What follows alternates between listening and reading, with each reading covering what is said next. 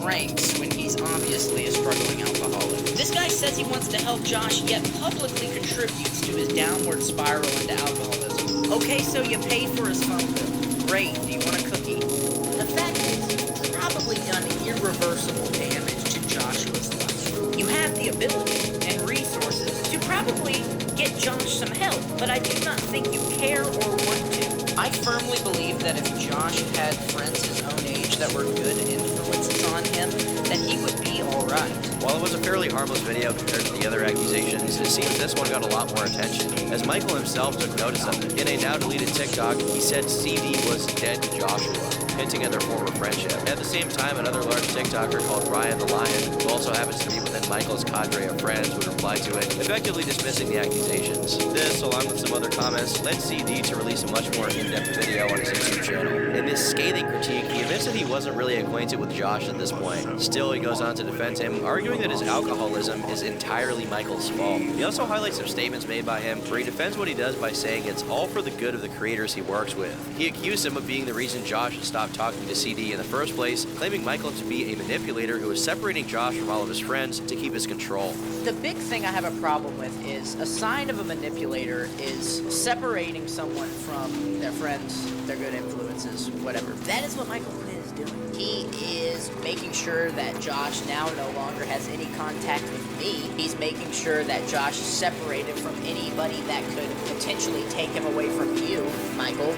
And that is a sign of a manipulator/abuser. CD goes on to show a clip of Michael saying something very inappropriate about Daniel Larson, basically threatening physical violence against the man for some reason. This really is the Spurg Avengers coming together to just go to war with each other, and this particular drama would eventually develop into something bigger. But for now, we'll keep it at that. While there admittedly isn't much new information in the CD video, it's at least worth noting that CD does genuinely care about Joshua, which most other people frankly don't. At the very least, it seems they've been really good friends prior to Michael breaking them up. As far as I can tell, Michael never replied to this officially, apart from a few snide comments made at CD's expense. Likely, he didn't really want to bring more attention to it, given CD was probably right. Of course, this didn't stop people from continuing to hurl some very fair criticism his way, which only led to him responding more and more negatively. In the end, for all the criticism, Michael never really stopped hanging out with Josh. To this day, he continues to walk around New York with him and even travel the world with him in all expenses paid trips to Italy, Iceland, and anywhere else you can think of.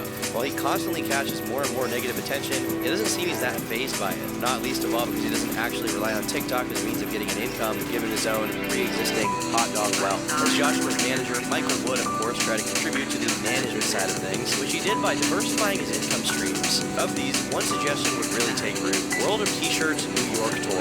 A brainchild of Michael and Josh's collective brain power, it would see the duo do basically the same thing they always do, while also having multiple people tag along with them, pretending to act as tour guides. On a website called Holy Prof Web, it's described as a unique and immersive experience. Exactly 5 times. The whole article seems written by AI, fluffing up the whole tour as much as possible while also padding out the word count. But other than this obvious shill review, it also has a whole website dedicated to it, as well as its own section on the World of T-Shirts primary website. The dedicated website itself looks less professional than any WordPress or anything site I've ever seen. In fact, being kind of a shitty website, it doesn't actually say that it's being run by Joshua either, instead being portrayed as a tour inspired by World of T-Shirts, whatever that is supposed to mean. It captures the essence of World of T-Shirts, the flavor profile. However, despite Josh's no doubt staggering star power, the tour was received pretty poorly. Clips would begin to pop up of people filming themselves partaking in the activity, and pretty much all of them were done in mockery of Josh and Michael. There's nothing you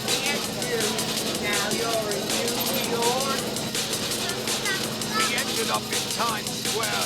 We danced, ran upstairs 10 times, and left. Perhaps even more amusing than these clips, however, are the Google Maps reviews of the service. Boasting a grand score of 1.7 stars, it hasn't exactly been showered by praise, and one glance at the reviews should give you an idea why. The first review that pops up claims that Josh had showed up to the starting spot of the tour already completely hammered, and even having pissed his pants prior to showing up, only to call the review's author an unemployed piece of shit when asked if he would get him a complimentary drink. Another review posted by an actual tour guide was equally as scornful, giving a similar recollection succession of events as the first one, with the addition that he actually threatened to sue some of the people there for no discernible reason. You get pretty much the same story scrolling through the rest of the reviews, with just about every positive review being some sort of troll, or otherwise just not taking it very seriously. Indeed, the tour became so infamous for its shoddiness that it ended up catching some attention on YouTube and TikTok, with creators like Volcow Designs even going through the reviews for content. Oddly, if you look for reviews of it via the Google search engine, you'll probably find this little article on a website called Passion Fruit. This review gives us a very different view of Josh, although perhaps not a very different view of the tour itself. He describes, in short, the process of booking a tour, which involved receiving a waiver via Google Docs, which warned the World of T-shirts would not be liable if the author were to be bitten by rats during the tour.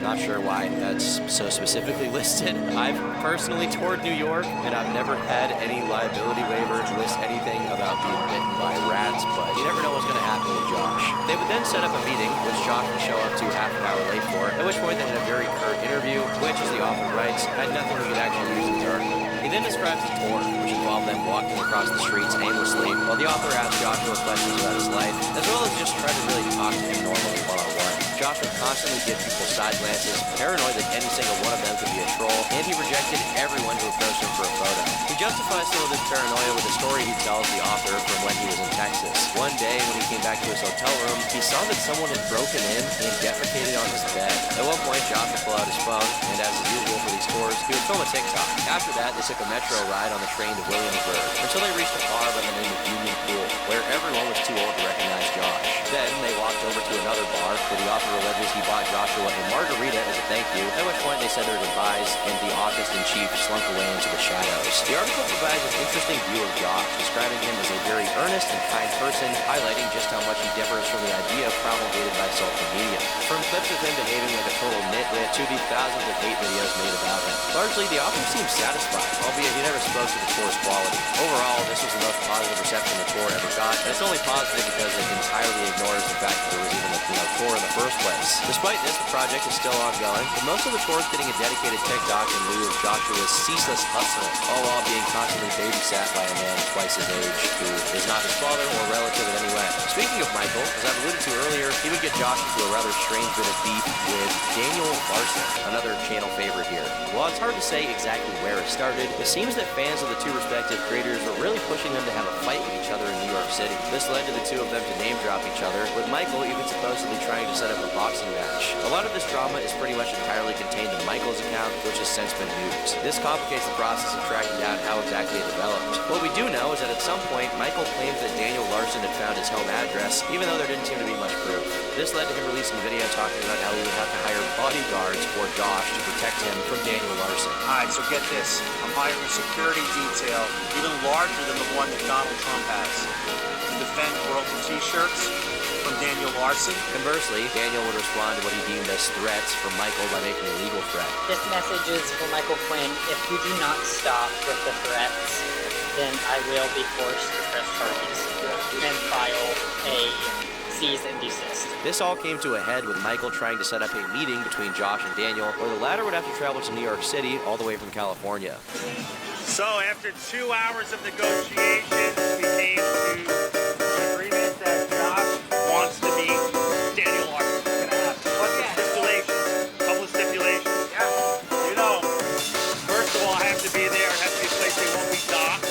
Yeah. And we want to make sure that Netflix covers it. Apparently, this little deal was preceded by Michael and Daniel meeting randomly on the street when they were both out, and they ended up chatting each other up before Daniel started to live stream with Mike. I'm going to get the Nobel Peace Prize, because I'm going to introduce him to World of T-shirts, the whole world.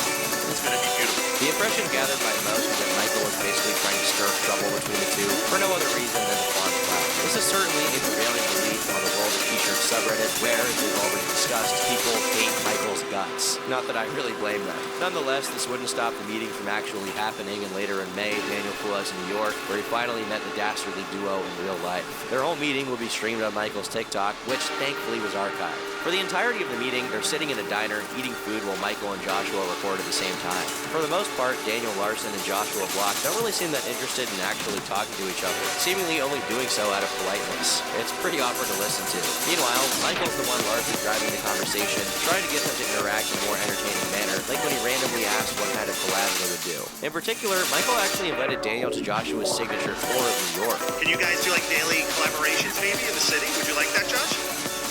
Wouldn't that be awesome? You guys? Yeah. Why don't you, would you let him join for free, the tour? I can't do that. It's not fair. Like, All right, you want me to pay for his tour? If he shows up, I'll pay for your tour. The topic eventually shifts to Reddit, and especially about how terrible it is for spreading fake news about all three of them. Michael seems particularly livid throughout this discussion, making his opinion crystal clear. I don't go on Reddit. I hate Reddit. All they do is make money. Well, they are a news source. That's what they do. But they're fake news. They're They're terrible. fake news. Everybody It's worse than TMZ, yeah. After this, Josh starts talking about how someone had created a Yelp account under his name, which resulted in him getting flooded with negative reviews, which, in his view, are entirely misplaced, given that he's never actually received a complaint from any of his fans for his services. He does not bring up the Google reviews, if you were wondering, but honestly, I would doubt that he even knows they exist. After a short discussion about how both Josh and Daniel were regularly getting swatted, Michael, once again showing he's puppet mastering this thing, forces in Joshua's signature catchphrase. Josh, do me a favor. Ask Daniel if he's ever been on Tinder. Yes. Mine got said What does that mean? Banned.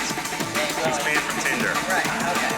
I've largely avoided mentioning it as it's frankly kind of cringe, but after the original Side Dog interview, where the ban from the Gucci store meme had been born, Josh would try to relight that flame by morphing the meme into something different. As we already know, he took the word ban and made it part of his whole advertising persona. Subsequently, he would turn it into a catchphrase, in which he changed the Gucci store to Tinder. If I go to open Tinder, what does BANNED mean? Banned? I don't have insurance.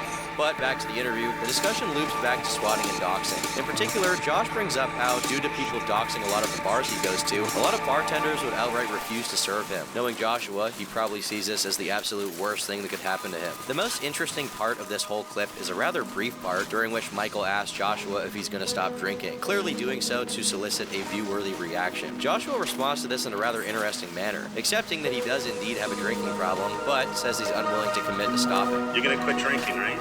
No. No? I'll moderate my drinking. What about quit altogether? What, you think you should, maybe? What do you think, Dan? You think you should quit drinking? No, I don't think I should quit. I should cut down. You should cut down. Cut down, yes. Because you drink too. So, you know, I don't have to up in the hospital once a week, you know? Yeah, I've only been in the hospital twice. I think once is more than enough, you know?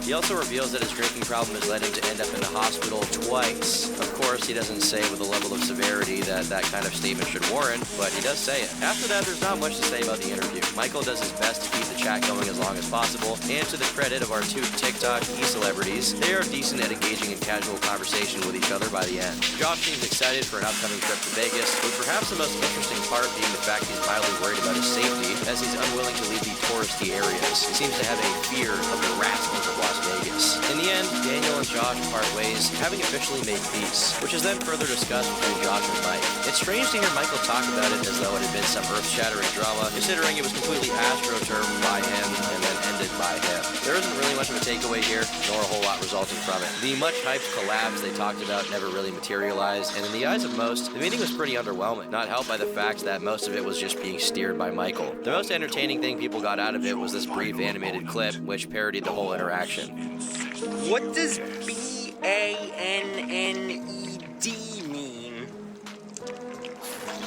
Strangely though, despite this beef seemingly being over, this didn't exactly put an end to the back and forth. While Josh was absent from it from this point on, Michael and Daniel continued to make comments about each other, although 90% of it was coming from Michael, with Daniel just occasionally firing back. Admittedly, this got pretty weird. About 2 months after the interview, Daniel Larson made a very odd series of tweets where he made the claim that he just had intimate relations with Michael Quinn. I don't know if that's true. Considering it's Daniel Larson, I'd say that it's 100% certified true by true-based American patriots. It's probably not true. Yeah. There isn't much more to say about Michael after this, at least nothing relevant to us. His main account got deleted, and his presumed second account also got deleted. Since then, he tried to reestablish himself, with a TikTok I showed being his latest attempt. As for Josh, things would only continue to get worse and more complicated for him. His his behavior would become more and more erratic, not to mention more and more controversial. While he'd largely avoided the attention of YouTubers before, a lot of people, largely smaller creators, would start making videos about him, as clips of his outbursts were circulating again and again. Among these clips, one of them that really made its way around was from a live stream of Josh from sometime in early 2023.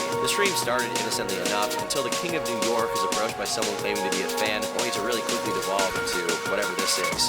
Here's Mom, and I've been hired by somebody on TikTok to try and blow up 60 people. And looks like you're going to go this. No, you won't. It turns out this man is Douglas Skates, who from what I can gather is a bit of a professional troll, having approached Josh mainly for clout. As you can see, Josh isn't exactly enthused to talk to him, which leads to a very strange back and forth wherein Josh tries to leave the man as far behind as possible, only for Douglas to always catch up to him, to which Josh always seems pretty shocked. I don't want to talk to you. I'm here to help. No. If I'm calling the police. This would keep happening pretty much for the entirety of the live stream, with Douglas constantly popping out of nowhere, just spawning in place, always able to find Josh within a few minutes of losing him. This should, of course, not really be surprising given Josh continued to stream his location, meaning Douglas could easily just watch it, find out where he is again, and then wait for him to leave, and then find him again. This clip ended up circulating both on TikTok and YouTube, mainly due to Josh's very, very angry disposition towards Douglas. Doug himself would release clips of his interactions as part of a larger video, where, as the title suggests, he's trying to get banned from every library in town. Chill out, bro. We're cool. We're cool. Guys, I'm sorry. I'm taking care of him. He's getting mad. I'm his caretaker. Calm down. Don't hit me, sir. Look, bro.